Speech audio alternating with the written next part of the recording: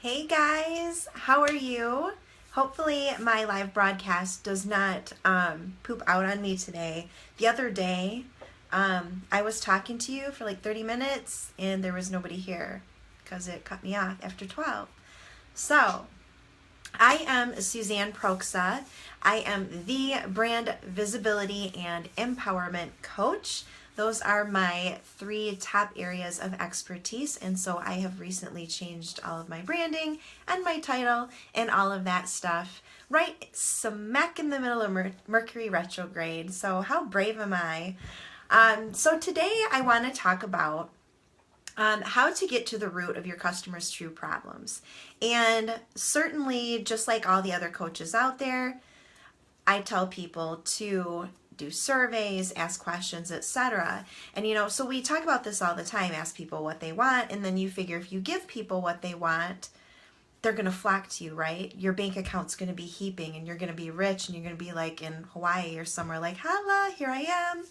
But the thing is that doesn't always happen, does it? We all have, I've certainly been through it myself, where you ask people what they want, you give it to them, and they don't come, or they don't show up, or they don't purchase whatever it is. I mean, I've had that in my group. I've done multiple surveys. I'll do the challenges and such.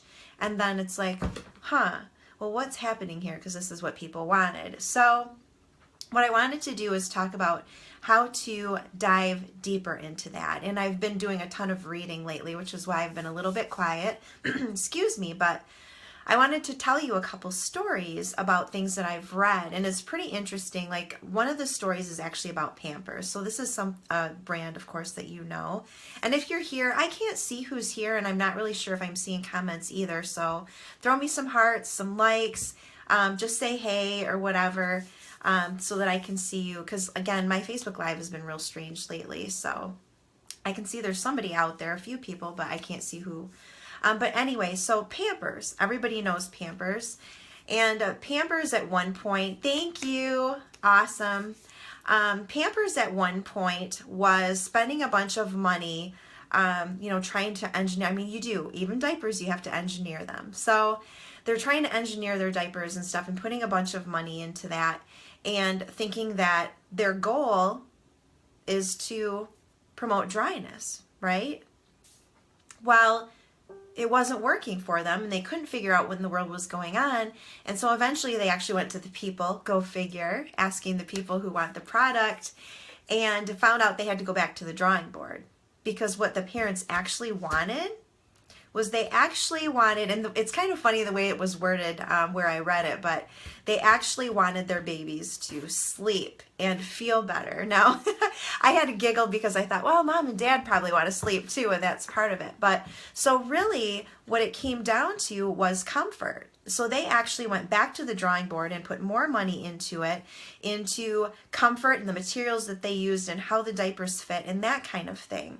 So I give that example because I thought that was really interesting to kind of help you realize that you really do have to dig deeper sometimes, ask some more questions and that kind of thing. And then this one was really interesting too. I've got my notes over here, which is why I'm looking away. But this one was interesting too. There's a nutrition product. I'm assuming it was something in a container, probably stuff like I buy. I buy like greens powders and stuff like that in containers. And interesting story, when they asked people why they were buying it, they weren't getting the greatest feedback. And what they actually realized is that it wasn't necessarily the nutrition that people were interested in. They were more concerned about the appearance of trying to be healthy. No kidding. The people using the product were more into the appearance of being healthy. So they were actually keeping this product on their kitchen counter. And so this company, I don't remember who it was, but what they realized was, oh my gosh, it's actually not the product that people are really super interested in. It's actually more the appearance. So they actually went back to the drawing board because I guess their packaging wasn't super attractive. And they actually went back to the drawing board and reconfigured their packaging and how their packaging for this nutrition product looked. So again, they had to dig deeper to get into that. So just a couple tips on how to go about digging deeper. Number one, definitely still survey people. Get out there, ask them, what they want, what they need, what their problems are. You can do that. If you have a group, you can do polls. You can ask people questions.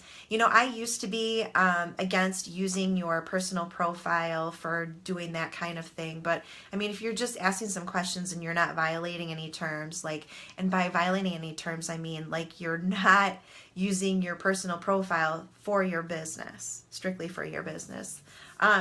But if you've got, I've got almost 2,400 people on mine now, I think. And so I ask the occasional question, and it's a good way for you to get some feedback. The other thing is, I forgot to make sure that I'm actually on my page right now because of all my technical problems. Hold on 2 seconds. I'm not seeing it, but let me refresh. Okay, excellent. All right, good. So, and then the other thing is a lot of people do assessments to get people on the phone. So you offer them, hey Rachel, hi Mitzi. Okay, now I'm starting to see some people out there. You guys, I can see there's a bunch of people watching, but I can't see who it is. My phone has been real strange lately. So just throw me a comment, throw me some hearts. It looks like I can actually see comments, so that's awesome. But the other thing that people do is they'll do free assessments. And they'll offer, I'll give you a 20-minute reading or a 20-minute coaching session or whatever in exchange for a survey. Thank you so much. Awesome. So that is a popular thing to try to do. And that's something that you can throw out there. If you go into groups like I do on promo days and comment or put things out on their promo threads, it's a perfect opportunity to do that, to offer that, and then say, hey, I need to get people on the phone at blah, blah, blah. Or you can do a link to do a Google survey or a Typeform survey or something like that, and then put the link to that there. The only thing is my coach, we just got done, Melissa Farr, she didn't necessarily like the throwing a link out there thing, and I can't remember why. I would say just try your own thing. Do what you think is going to work for you. I did, when I was a health coach, I did put a survey link, no kidding, everywhere. Similar to what I do with my group. If you follow me at all, you know that I'm obsessive about growing Facebook groups and your list and all of that. And I put links to things every stinking where.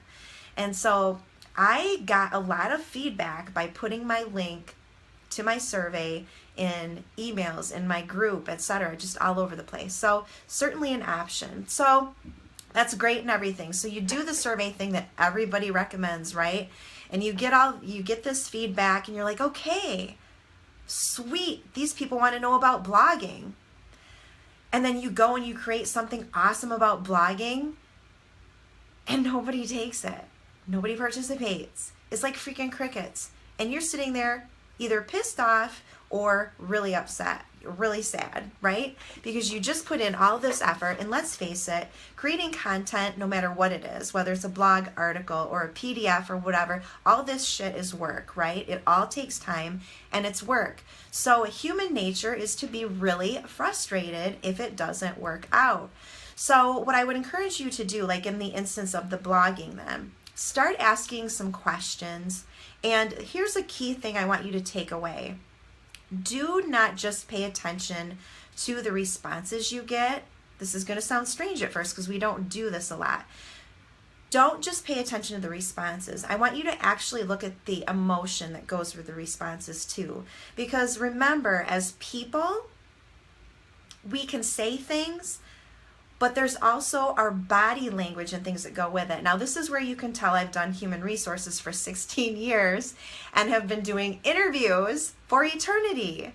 I'm trained to look at body language and how people really talk, the inflection in their voice and that kind of thing. And that's why there's a bonus when you actually get them on the phone or you're actually doing the Skype or Zoom or whatever with them, because you can see all of that. So pay attention. So that's great. You know, they are struggling with blogging, and in this case, you know what? Maybe what's happening, if you pay close attention, is they're struggling to come up with content. And let's face it, the more you struggle with anything, especially content in this business, I know it happens to me. What happens? You start to feel like, oh my gosh, maybe this isn't what I'm supposed to be doing. Maybe I'm incompetent. Oh my gosh, I can't come up with anything. And then what happens to your brain? It's fried, right? It's like you're just sitting there like, oh my gosh, and you can't figure out what to do next. So really this is similar to, the example with actually what they wanted was the babies to sleep. You got to dig deeper and figure out what are the details, what's really going on there, because great, you just put together this whole package on blogging, but in reality, what these poor people really needed was something to boost their confidence, something to help them create content without all the pain and agony.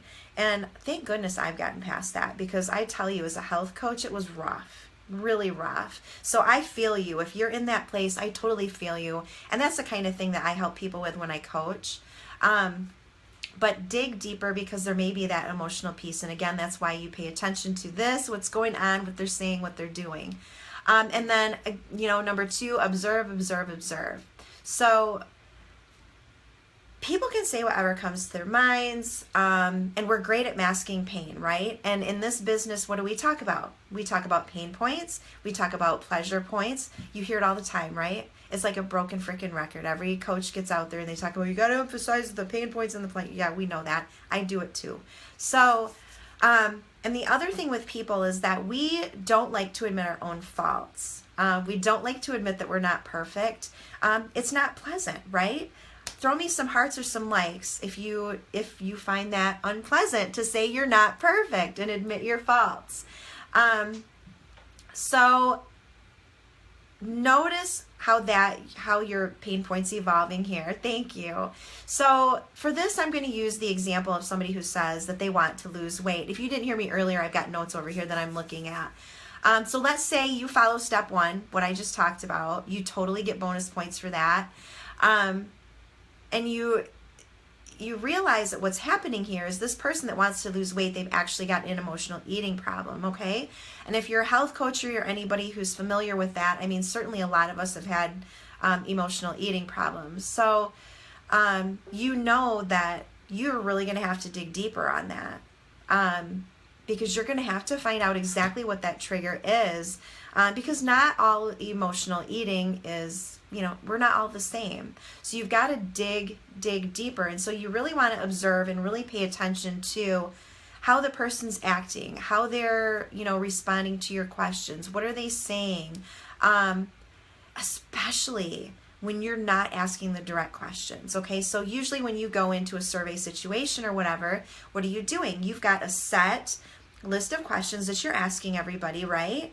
And so it's, a lot of times if you do a lot of them, if you do this, you'll know what I mean. You get kind of the same, mechanical answers and things like that. What I want you to really pay attention to is, and get used to, is when you stray a little bit from those questions to dig deeper.